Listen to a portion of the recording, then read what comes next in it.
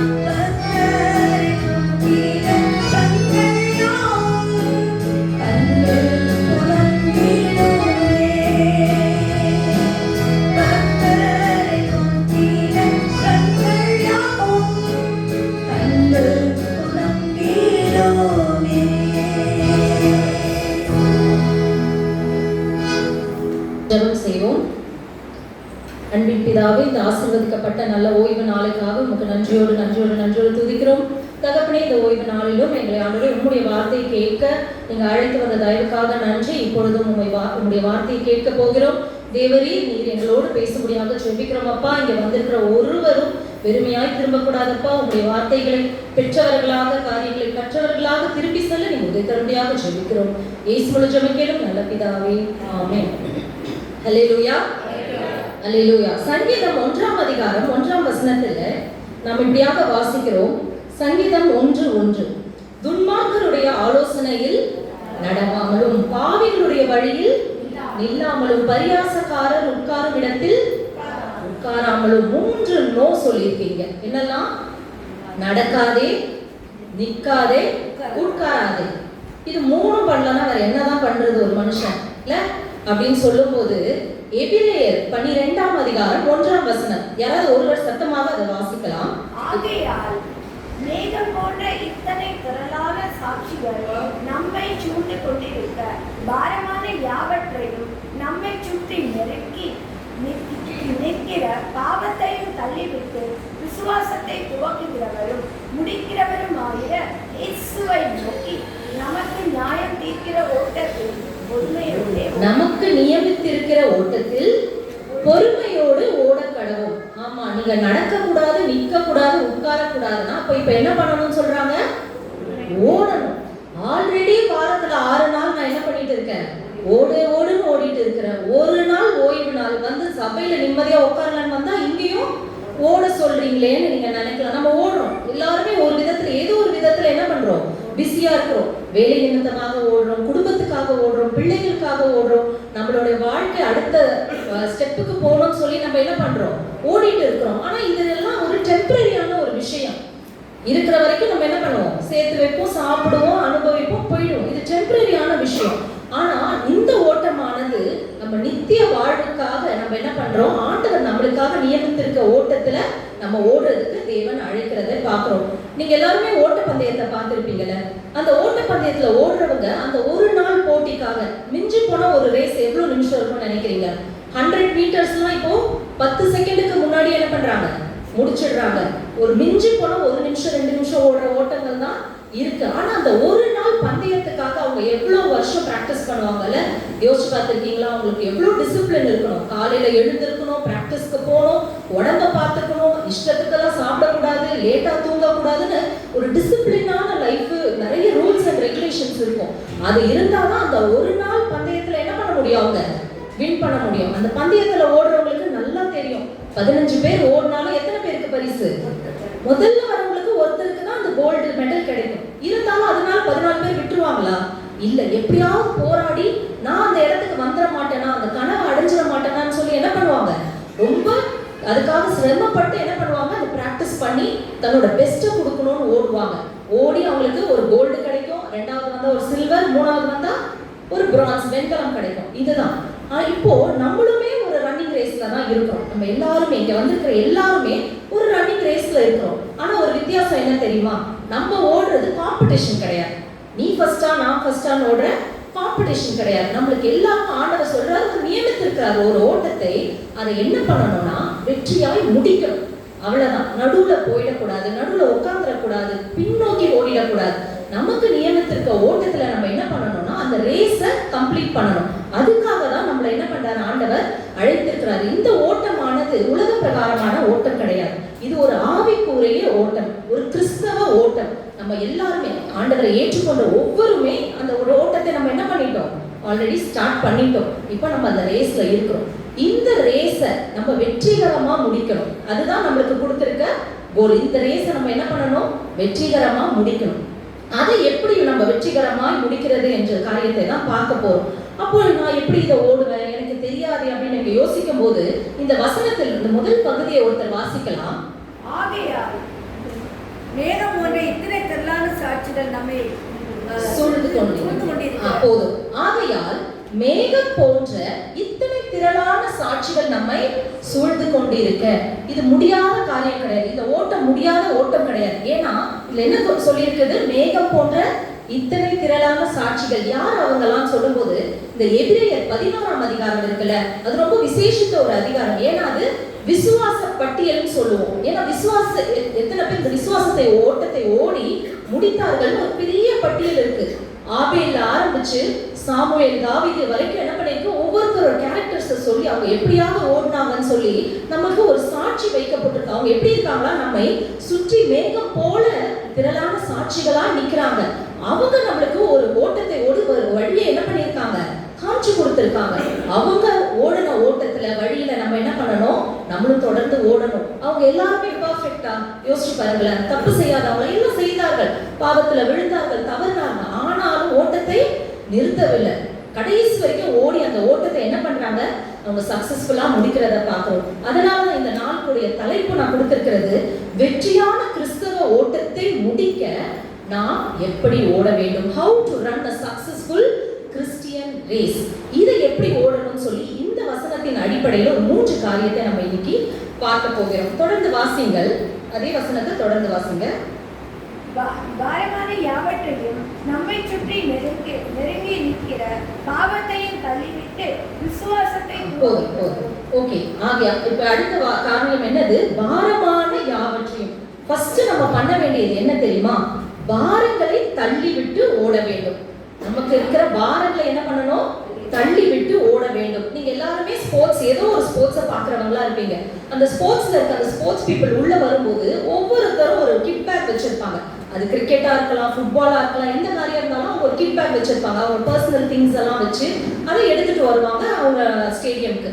நீங்க முக்கியமா ரன்னிங் ரேஸ்ல பாத்தீங்கன்னா அவங்க எல்லாம் எடுத்துட்டு வருவாங்க, வேற ட்ரெஸ் தான் போட்டுட்டு வருவாங்க. ஆனா ரேஸ் ஆரம்பிக்கும் போது என்ன பண்ணுவாங்க, தன்னுடைய பேக்கை வச்சிருவாங்க, அவங்க ட்ரெஸ்ஸை மாத்திப்பாங்க. எந்த ட்ரெஸ் போட்டா நல்லா ஓடலாம், வேகமா ஓடலாம், தடை இல்லாம ஓடலாம்னு அந்த காரியத்துக்கு ஏற்றதை என்ன பண்ணுவாங்க, அவங்க அணிந்து கொள்வார்கள். இது ஏன் பேக், இதுலதான் எனக்கு ஹெல்த் ட்ரிங்க் இருக்கு, இதுலதான் என் ட்ரெஸ் இருக்குன்னு சொல்லிட்டு பேக்கை மாட்டிட்டு ஓடனா அவங்களால ஓட முடியுமா?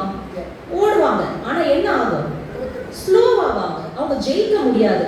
நம்மளுக்குமே அநேக காரியங்கள் என்ன இருக்கு, பாரங்களாக இருக்கிறது. அது சிலருக்கு உங்களுடைய குணங்களா இருக்கலாம், சிலருக்கு உங்களுடைய பழக்க வழக்கங்களா இருக்கலாம், சிலருக்கு உங்களுடைய கவலைகளா இருக்கலாம், சிலருக்கு அதிகப்படியான பொறுப்புகளா இருக்கலாம். இந்த காரியங்கள் எல்லாம் உங்களை என்ன பண்ணுது, இந்த ரேஸ்ல ஸ்லோ டவுன் பண்ணுது. இதெல்லாம் பாவமான்னு கேட்டா கண்டிப்பா பாவம் கிடையாது, சிலதெல்லாம் பாவம் இல்லை. ஆனா என்ன ஆகுது, நம்ம முன்னேற விடாம என்ன பண்ணுது, இந்த காரியங்கள் எல்லாம் தடுக்கிறதை பார்க்கிறோம். ரன்னிங் ரேஸ்ல பொறுத்த வரைக்கும் ட்ரெஸ் கோடுன்னு ஒன்று கிடையாது, நம்ம இஷ்டம் தான். நம்ம எந்த ட்ரெஸ் வேணா அங்க போட்டுட்டு என்ன பண்ணலாம், அந்த ரன்னிங் ரேஸ்ல கலந்துக்கலாம்.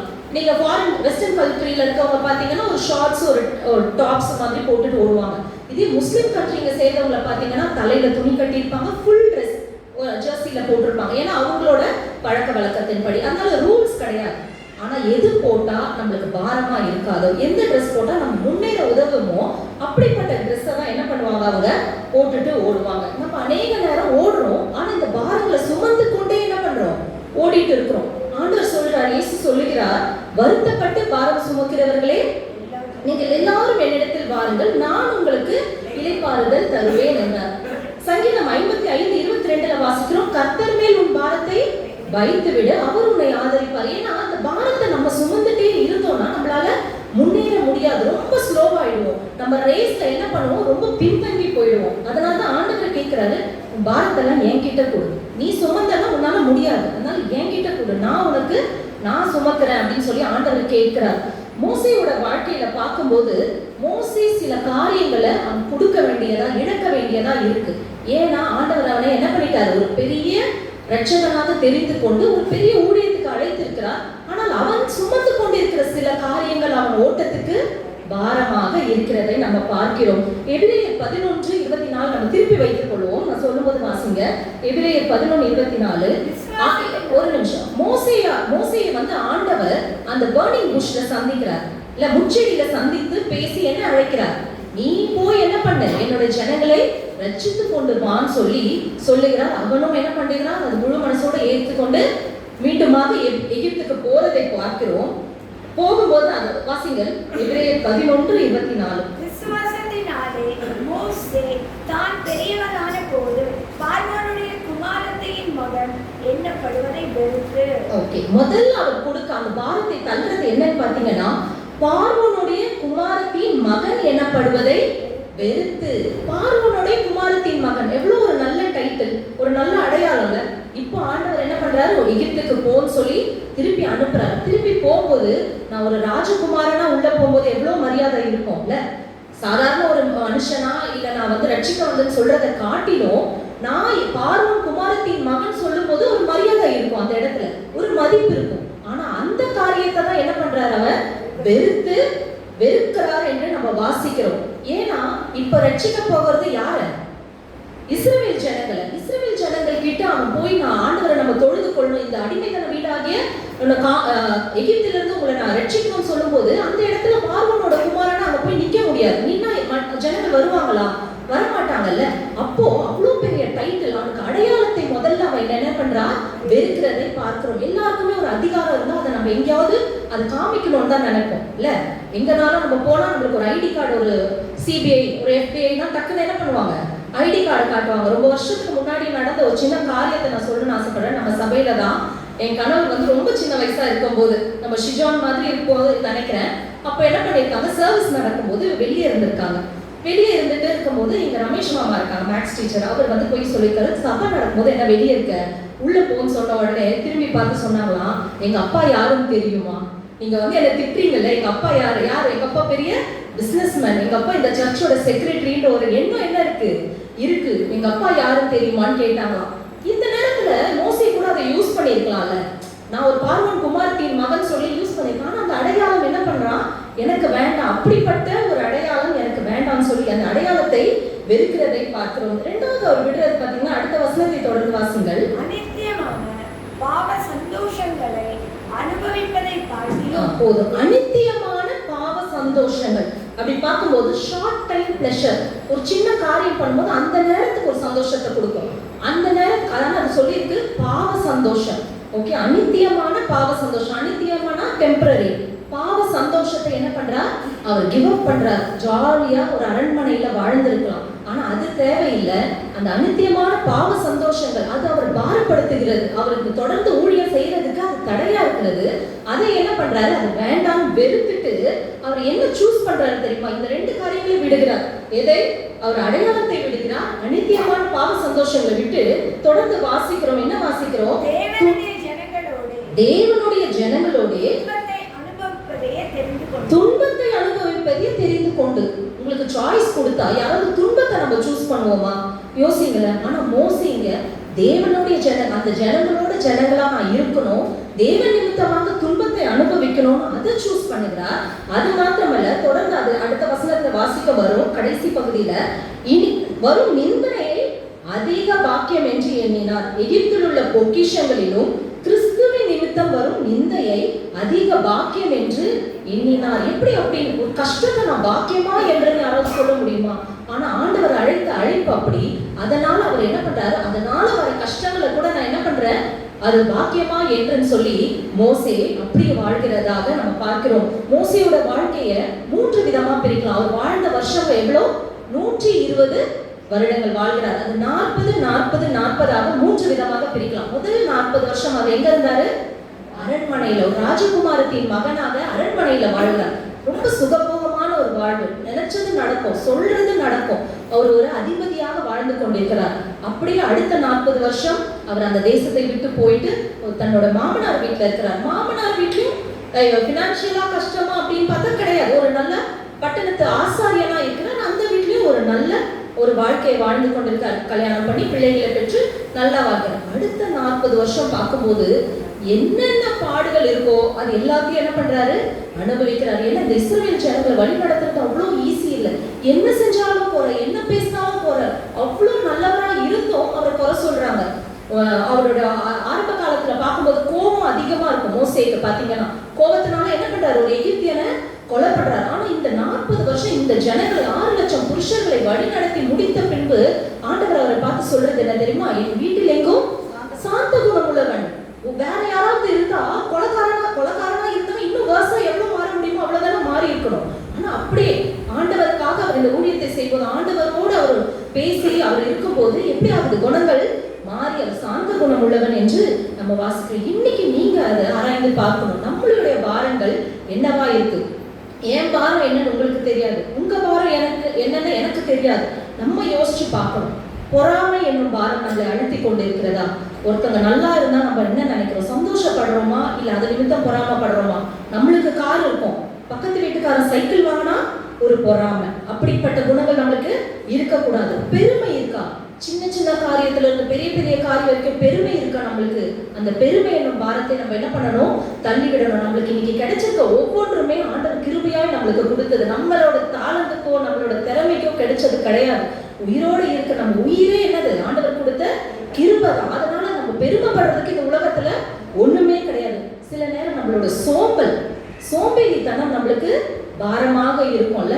சபைக்கு வருகிறதுக்கும் சபையின் காரியங்களை செய்யறதுக்கும் நம்மளோட பர்சனல் லைஃப்லயும் இல்லைன்னா நம்ம ஒவ்வொரு நாளும் நம்ம கிறிஸ்தவ வாழ்க்கை வாழ்றதுக்கும் இந்த சோம்பல் ஒரு தடையா இருக்கான்னு நீங்க தான் ஆராய்ந்து பார்க்கணும். இல்ல சில நேரத்துல சுயநலமான நம்ம எடுக்கிற முடிவுகள், மற்ற யாரையும் யோசிக்காம எல்லா காரியத்திலும் நான் இந்த ஒரு ஆட்டிடியூடோட நம்ம என்ன பண்ணக்கூடாது? எப்போதுமே இருக்கக்கூடாது.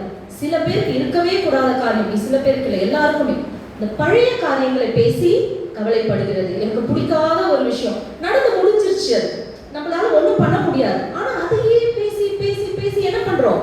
அதை நம்ம மறக்கவும் விட மாட்டோம். நம்ம மைண்ட்ல திரும்ப திரும்ப என்ன பண்றோம்? அதை ரெஜிஸ்டர் பண்ணிக்கிட்டே இருக்கோம். நீங்க ஏதாவது மாத்த முடியுமா? யோசிச்சு பாருங்க. ஒரு 2 வருஷத்துக்கு முன்னாடி நடந்த காரியம் தப்பாவே நடந்திருக்கட்டும், ஏதாவது நீங்க மாத்த முடியுமா? முடியாது. அந்த பழைய காரியங்களை பேசி நம்மளையே நம்ம என்ன பண்ணிக்கிறோம்? நம்ம லோவா போயிட்டே இருக்கோம். அந்த காரியங்களை நம்ம பண்ணாதீங்க.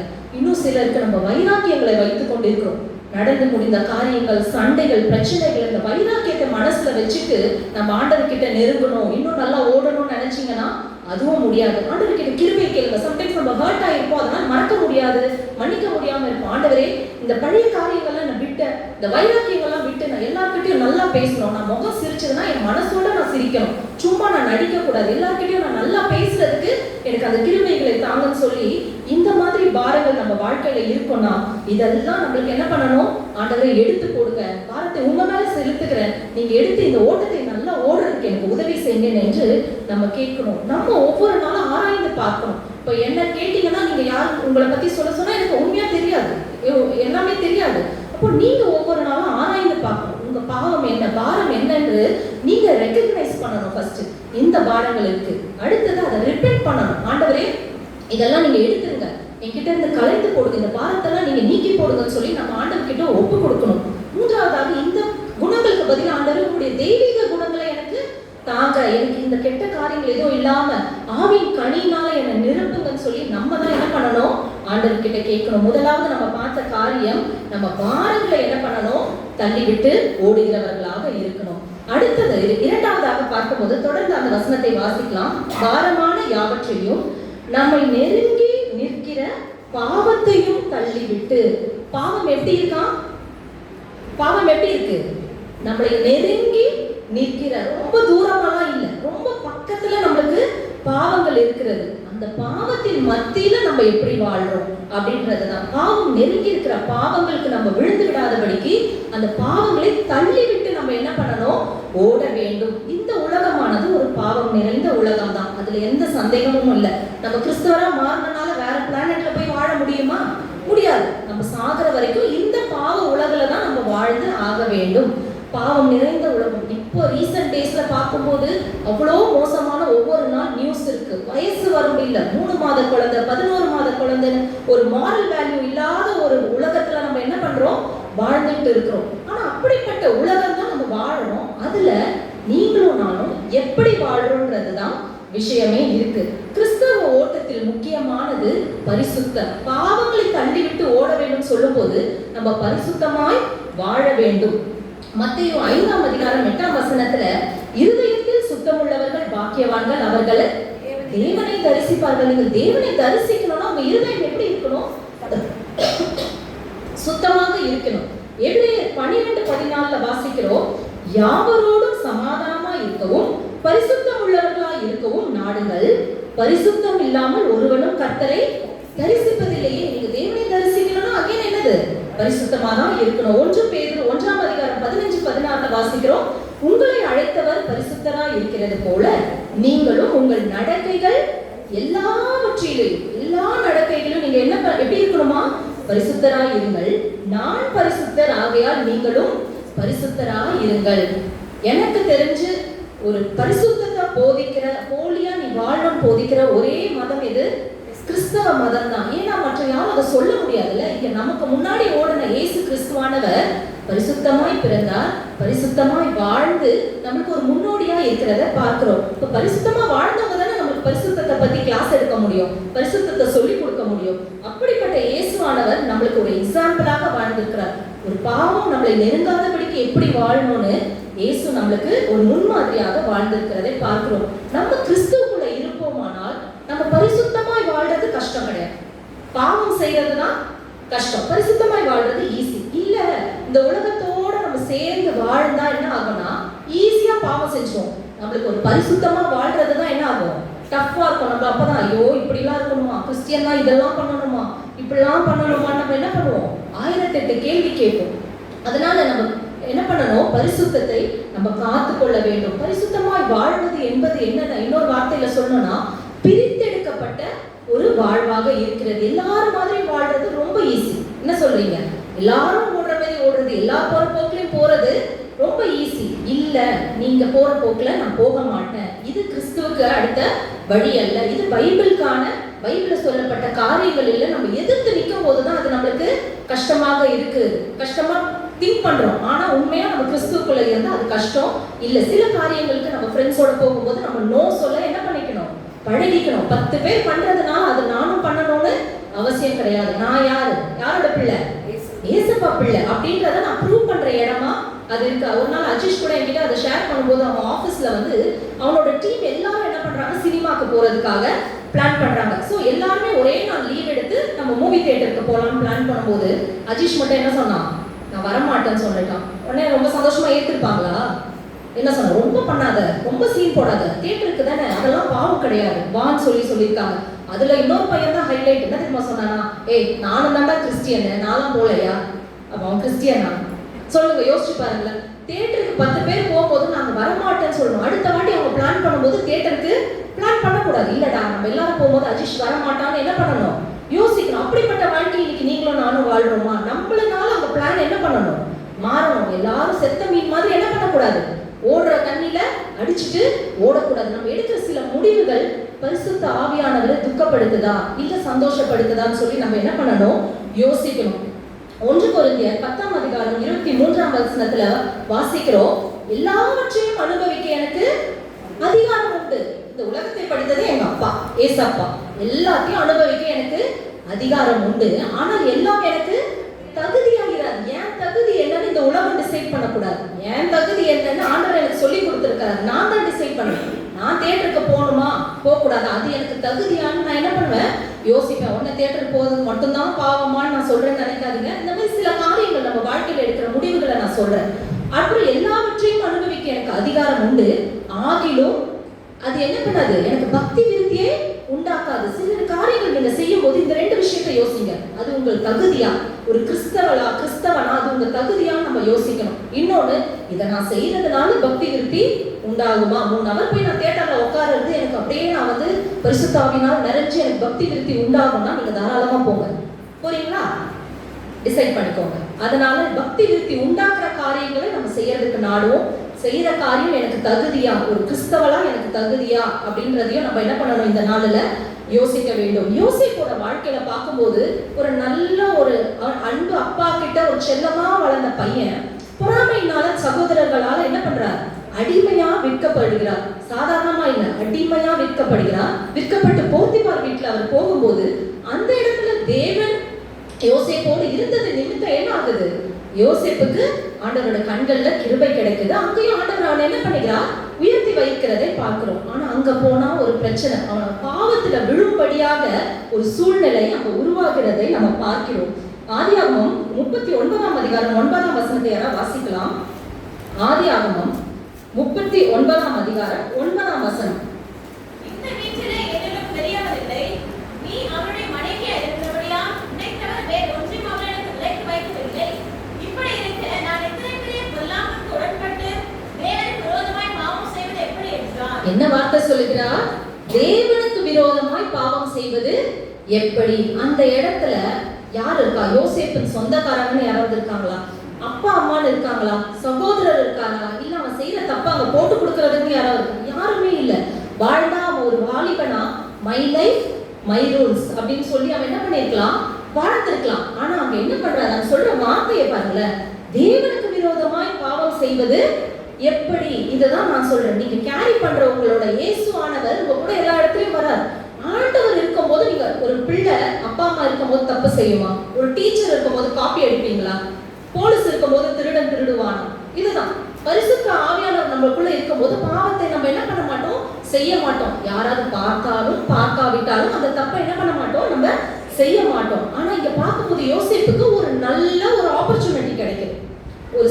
அவன் தவறு செய்யறதுக்கான ஒரு சூழ்நிலை உருவாகுது. ஆனாலும் அந்த இடத்துல யோசிப்பு செய்யறது என்னதுமா? he set a boundary. நான் இப்படிதான், யோசேப்புனா பரிசுத்தம், நான் இப்படிப்பட்ட தேவனை வணங்குறேன், நான் இந்த தப்பை செய்ய மாட்டேன் அப்படின்னு சொல்லிட்டு அந்த இடத்துல அவனுக்கு தப்பு செய்யறதுக்கு தான் கஷ்டமா இருந்தது. ஓகேவா? தப்பு செய்யலாம் அவனுக்காது, அதனால அதுக்கு உடன்பட அவனால முடியல. தொடர்ந்து 12ஆம் வசனத்தை வாசிங்க.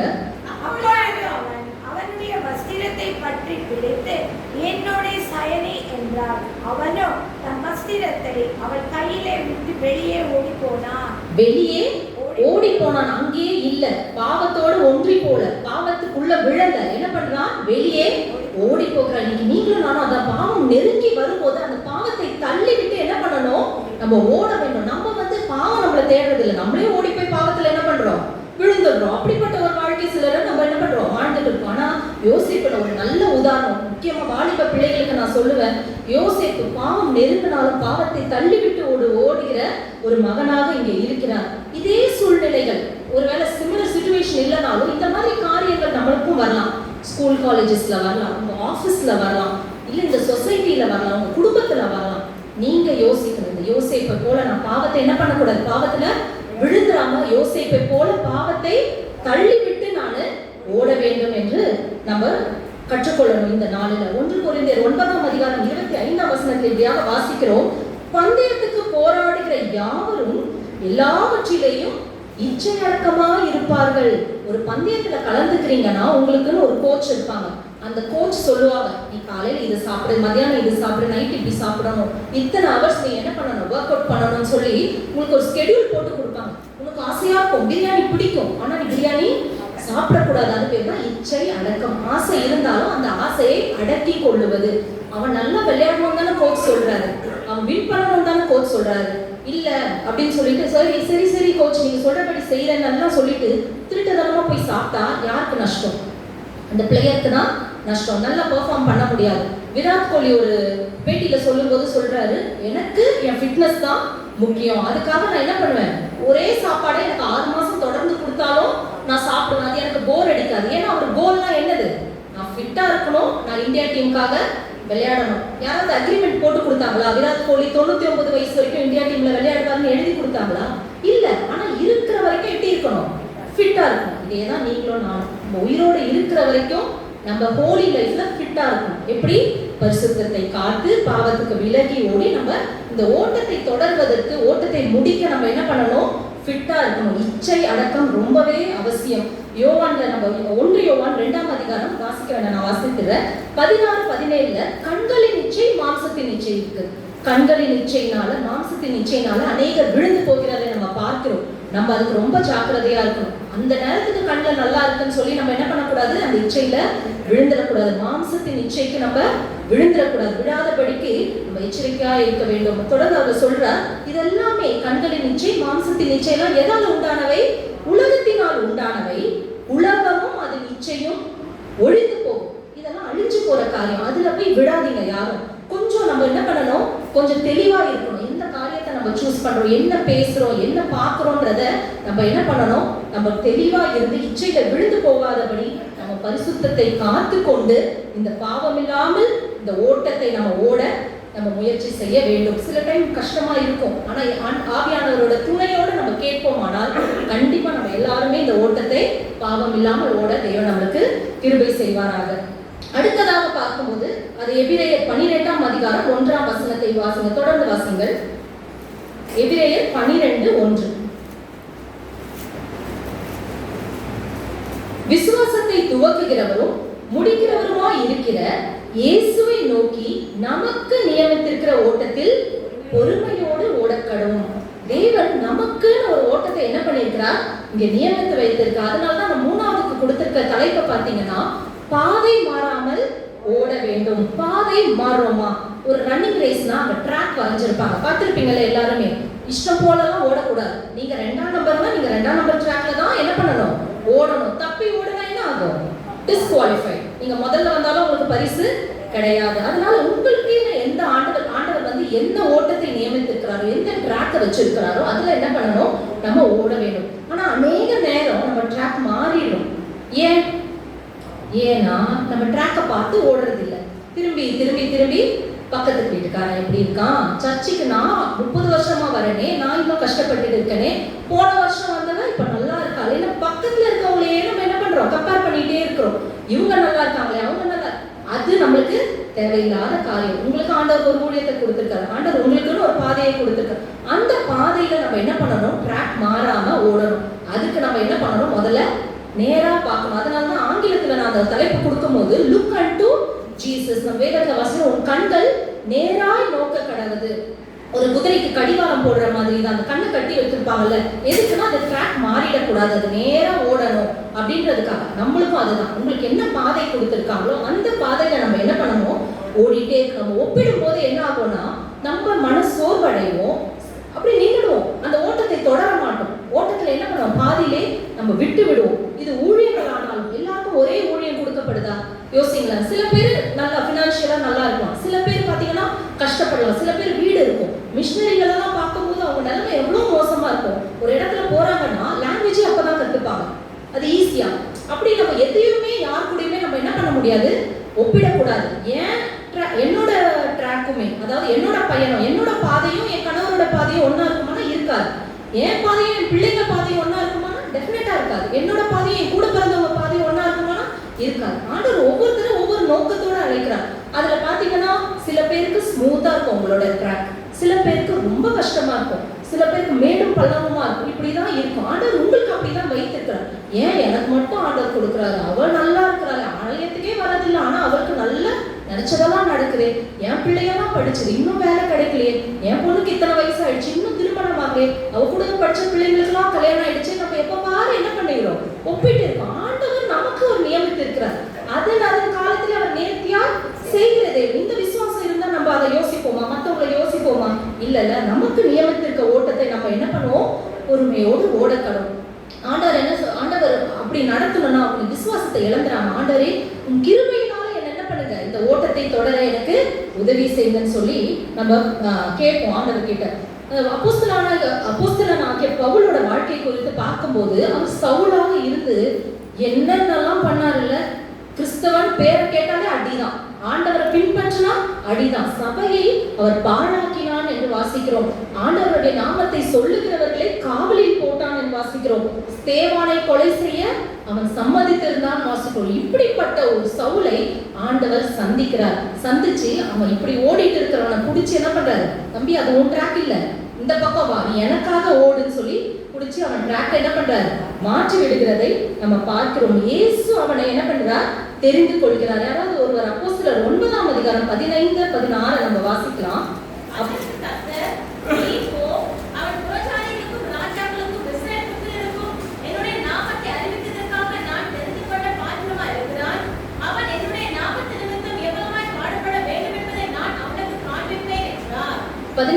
கடைசி பகுதியில் என்ன வாசிக்கிறோம், நான் தெரிந்து கொண்ட பாத்திரம். ஆண்டவர் தெரிந்து கொள்கிறார் சவுலை. அடுத்ததாக வாசிக்கும் போது என்னுடைய நாமத்தின் நிமித்தம் எவ்வளவாய் பாடுபட வேண்டும் என்பதை நான் அவனுக்கு காண்பிப்பேன். இவ்வளவு நாள் நீ கிறிஸ்தவங்களை பாடுபடுத்தனல்லப்பா, இப்ப வா, நான் ஏன் நிமித்தமாக, அவனோட பர்சனல் லைஃப்காக இல்ல, ஏன் நிமித்தமாக நீ எவ்வளவு பாடுபட போறன்னு சொல்லி நீ பாரு அப்படின்னு சொல்லி என்ன பண்றாரு ஆண்டவர் அவரை அழைக்கிறதை நம்ம பார்க்கிறோம். அவர் எவ்வளவு பாடுபட்டாரு, நீங்க எவ்வளவு காரியங்கள் உங்களுக்கு தெரியும்ன்றது எனக்கு தெரியல. நான் இப்ப வாசிக்கலாம் அந்த பகுதியை, நீங்க கம்பேர் பண்ணிக்கோங்க. அதுல ஒரு 50% பாடு நீங்க பட்டிருப்பீங்களா, பவுல் பட்ட பாடுகள்ல ஒரு 50% இல்ல ஒரு 20% இல்ல 10% எவ்வளோன்றதை நம்ம பார்க்கலாம். 2 கொரிந்தியர் 11ஆம் அதிகாரம். எல்லாருமே அந்த பகுதியை திருப்பிக் கொள்ளுங்கள். 2 கொரிந்தியர் 11ஆம் அதிகாரம் வசனங்கள் 23 இருந்து 27 வரைக்கும். 23, 24, 25, 26, 27 இந்த 5 வசனம் எதை பத்தி கொடுத்திருக்கு தெரியுமா? வெறும் பவுல் பட்ட பாடுகள் குறித்து. முதல் வசனத்துல வாசிக்கிறோம், நான் அதிகமாய் பிரயாசப்பட்டவன், அதிகமாய் அடிப்பட்டவன். யாராவது இயேசு நாமத்தினால் அடிபட்டிருக்கீங்களா? நீங்க மார்க் கொடுத்துக்கோங்க உங்களுக்கு. அடுத்ததை பார்க்கும்போது காவலில் வைக்கப்பட்டவன். காவல் ஆண்டவர் நிமித்தமா காவலில் வைக்கப்பட்டிருக்கிறீர்களா? யோசிச்சுக்கோங்க. அநேக தரம் மரண அவதியில் அகப்பட்டவன்.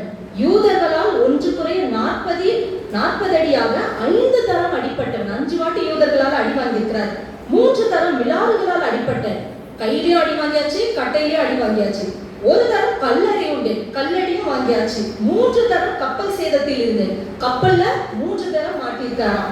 அடுத்தது கடலிலே ஒரு ராப்பகல் முழுவதும் போக்கினேன். உயிருக்கு உத்தரவாதம் இல்லாம நடு கடல்ல மாட்டியிருக்கிறார். அநேக தரம் பிரயாணம் பண்ணினேன். ஆறுகளால் வந்த மோசங்கள் இருக்கு, கள்ளர்களால் வந்த மோசங்கள் இருக்கிறது, அந்நிய ஜனங்களால் வந்த மோசங்கள் இருக்கு, சொந்த ஜனங்களால் வந்த மோசங்கள் இருக்கு, பட்டணங்களில் உண்டான மோசங்கள், வனாந்திரத்தில் உண்டான மோசங்கள், சமுத்திரத்தில் உண்டான மோசங்கள், கள்ள சகோதரர்களால் உண்டான மோசங்கள், பிரயாணத்திலும் வருத்தத்திலும் அநேக முறை கண் விழிப்புகளிலும் பசியிலும் தாகத்திலும் அநேக முறை உபவாசங்களிலும் குளிரிலும் நிர்வாணத்திலும் இருந்தேன். நீங்க இன்னைக்கு ஆண்டவர் விட்டு விலகி ஓட என்ன ரீசன் சொல்ல போறீங்க? இதுல ஏதாவது 1% நம்ம அனுபவிச்சிருக்கோமா? யோசிச்சு பாருங்க. நம்ம அனுபவிக்கிற பாடுகள் எல்லாருக்குமே அவங்கவுங்களுக்குன்னு ஒரு பிரச்சனைகள் இருக்கு, இல்லைன்னு சொல்லல. பிள்ளைகளை பார்க்கணும், படிக்க வைக்கணும், அவங்களுக்கு சேர்த்து, அது வேற, அந்த காரியங்கள் வேற. அதனால நீங்க ஆண்டவர் விட்டு என்ன பண்ணக்கூடாது? விலகி ஓட. ஆண்டவர் நிமித்தமாக இவர் இவ்வளவு பெரிய லிஸ்ட் கொடுக்குறாரு. இவ்வளவு பண்ண அப்புறம் பவுல் எங்கேயாவது வழி விலகி போனாரா? எங்கேயாவது ஒரு வசனம் அப்படி இருக்கா? பின்வாங்கி போனாரா? விசுவாசத்துல குறைந்தாரா? இல்ல. இன்னும் ஆண்டவருக்காக வைராக்கியமா ஓடுறாரு. இன்னும் ஆண்டவருக்காக எதையாவது செய்யணும்னு இருக்காரு. இன்னும் அதிகமா ஆண்டவர் நாமத்தை பிரசங்கிக்கிறதை பார்க்கிறோம். இன்னைக்கு நீங்களும் நானும் என்ன ரீசன் சொல்ல போறோம்? நான் போன வாரம் சண்டே வராததுக்கு என்ன ரீசன்? ஆண்டவர் கிட்ட கோச்சிக்கிட்டீங்களா? எனக்கு மட்டும் வியாதி கொடுத்துட்டே இருக்கிறீங்களா? ஆண்டவர் கோச்சிக்கிட்டீங்களா? என்ன காரியத்தை சொல்ல போறீங்க? நீங்க ஆராய்ந்து பாருங்க. சரி, இந்த காரியங்கள்லாம் என்னைக்கோ ஒரு நாள் அவருக்கு வந்திருக்கோம், போயிருக்கோம், அப்படியே மூவ் பண்ணி போயிடலாம். சரீரத்திலேயாவது ஒரு நிம்மதி இருந்ததா? அதுவுமே இல்லையே.